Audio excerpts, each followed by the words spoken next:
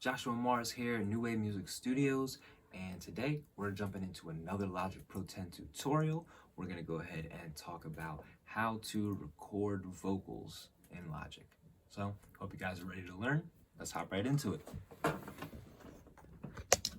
Alright guys, I'm going to try and keep this video a bit shorter than last week's video. This is not an overall intro to Logic. Okay, that was my first video. You can go ahead and watch that if you haven't yet. And then dive into this one. This is how to record audio in Logic.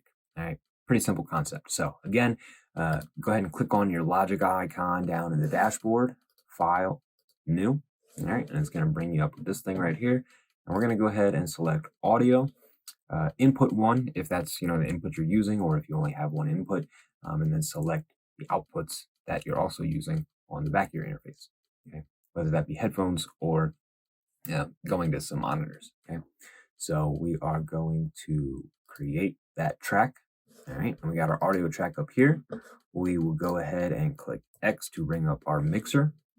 All right, and this is the first thing we do when we're about to record somebody, record ourselves, whatever. You have a beat already, great. You can hop right on that beat and the track will already have the BPM. But let's say you don't have that luxury, right? An artist hit you up and they sent you a beat and from YouTube, and you downloaded it, and now we're going to go ahead and put it in to the track. So I'm going to go ahead and here's a beat we did yesterday. So I would bring that into the track here. Okay, I'm just going to hover over, and you see it lets me position the beat. Okay, if you put it over here, you can create a sample with it or whatever. But now we just want to put it right into the playlist. Okay, so now we have our beat in here, an audio track. And what I'm going to do is click on that track, go to the audio effects, go to metering, and bring up the BPM counter. Okay. So this BPM counter is going to count the beats per minute of whatever track you have on here.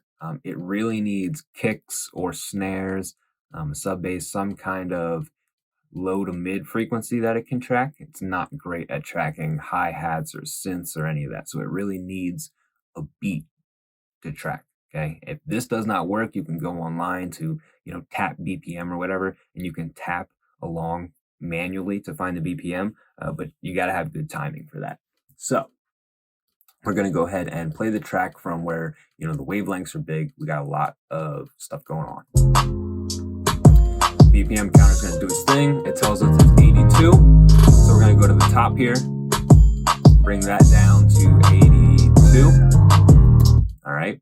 And now when we go back to the beginning of the track, okay, we can see now from here to here is a perfect 8 bars, and it's going to drop right on that 8 bars, as opposed to at 120 BPMs, the drop came at, almost, 12 bars in. And it wasn't even a perfect 12 bars. So you can obviously tell that it's off. When you go to record and your beat is at the wrong BPM, when you record, your vocals are going to be at the wrong BPM. Then you go to add echoes and reverb, and it all just sounds clumsy and cluttered because the beat was made at a specific BPM, and now your vocal effects are not running at that same BPM. And the beat isn't even being run at that same BPM. So that can be a bit of a problem, all right, when you go to edit the vocals. So now we have the correct BPM. We're going to switch back to our audio track, all right? We have this eye lit up for input monitoring. That just means while we're recording, and while we're running the recording of the track and we're rapping or singing into the mic, we can hear what is being recorded live. So you hear your voice while you're recording it. Okay, some people don't like this, so I'll turn the input monitoring off. But that also means I can't hear them. They're in the booth, they're trying to talk to me, and I can't hear what they're saying. So that input monitoring is a big thing. Most people do like it on. I record with it on. It's very good to have a reference of yourself of what you sound like, okay, on the computer, because it's different, especially if you're new to recording and you've never heard yourself. mess around with the input monitoring on so you can hear yourself, okay? The record enable, I usually don't turn on, okay? Because when you're recording, if the track is able to record, then it will record when you click record on it, okay? Record enable sometimes will mess you up because you may have two tracks, okay? And you may be on this, the top track, but the second one is record enabled. So now when you hit record, you think you're recording on the top track, but you're recording on the bottom one. And that can get confusing. Okay. I don't like that. So for me, you see now the record enable is not clicked. When I switch, the R turns red. I mean, that means I'm going to record there. And if I have record enable on, that just means I'm recording on that track. So to me, it's not necessary unless you are recording in multiple tracks, and that's totally different. So, and then we have the mute and the solo buttons. All right.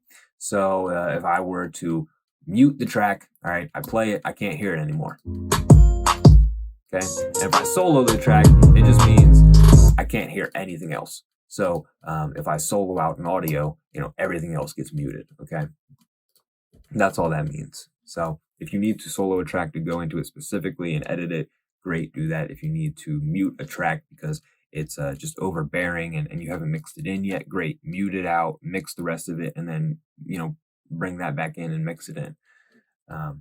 So once you have your setup, all right, and you're ready to record somebody, you're just going to go to the beginning of the track or wherever they want to jump in. And again, we want to have the 1, 2, 3, 4 on, so we give them that 4 count, which you will hear. Some people do like the metronome on while they're recording. Most people don't. Okay, I find it easier to use when you're recording instruments. Okay, if you're recording a guitar or some kind of brass or something that you need to keep on time, to make sure the sample is on time, that's when the metronome does come in handy. So we'll go to the beginning of the track. We select the audio that they want to use. And then we can either click this red dot up here, or we can just hit the R button, okay? So as soon as we hit the R button, has that 4 count, and then it starts to record. And you can see here, all right, this whole red section, it would start to fill up with wavelengths if I had someone on the mic and they were saying something, okay? So then they're going to be done recording, they messed up or they finished the whole verse maybe, and they're just like, all right, I'm done. I hit spacebar, it ends the recording, okay, it stops the whole track, and their wavelengths would be in here if they had recorded, and now I could edit them however I wanted using the effects rack down here. So what we're going to do real quick before we wrap up this video is get into a little bit about the audio preferences up here. Okay, Logic Pro X at the top of your screen, preferences, audio. Okay, now while you can go into the recording as well, okay, I would leave it as the AIFF files, okay? They're just as good, if not better than the WAV files for Apple, okay? If you're recording on, Windows, then you're not using Logic anyway, and, you're probably recording with WAV files or some, equivalent to the AIFF on Windows, okay? But this is an Apple recording file, which is great. I don't usually use 24-bit recording. That uses a lot of CPU, but you definitely can if that's what you want to do. Go for it. I would just recommend getting an external hard drive at that point. So most of this stuff I'm not messing with on the recording tab. Okay, on the audio devices tab, this is where you want to make sure that your input and your output device are the correct interface. All right. So I have my Scarlett 2i2 USB interface. While you're recording, you really want the buffer size to be like 128, and you want to be over a medium buffer range, okay? Sometimes, like I said before, if we're adding in effects as we're recording, things can get a little busy. So we'll go up to a 256 buffer size, or maybe even a 512 if we're pretty much done the track, right? And we've put a lot of plugins on it, and now we're just listening back to it. This is what we want to be listening back to at, is more like 512 with a large buffer range, especially if you're having issues with how much CPU is being used to process these files, okay, if they're very large files, and you're having issue and it's system overloading on you, just come into these audio preferences take your buffer size up. Okay, never go below 128. 128 is great to record at, but please don't go below that. Okay, and I would not take it up to 1024. Okay, that's just an insane buffer size. Um, I've never worked with a track that needed that. But again, I have not produced, orchestras. So I'm sure that it has a purpose, but it's just not here in the home studio. So 128 and a medium range is going to be your best friend. The 64-bit summing is great for me. If you're using too much CPU, the standard precision is not going to hold you back. Okay, these are little things that will just give like the tiniest bit of extra clarity when you're exporting a track, working through a track, stuff like that. It's really not necessary. Okay. But just in case you ever get stuck somewhere and you're like, why did this happen? Why is my system overloading? Why can't I record with all these plugins on? It's just the buffer size. Okay. So you can go into those audio preferences and change that up. And that, ladies and gentlemen, is pretty much the basics of recording in Logic Pro 10, how to set up an audio track and record with it, making sure that you have the right input here. Again, if, you created a track with the wrong input, you can always select it and change it.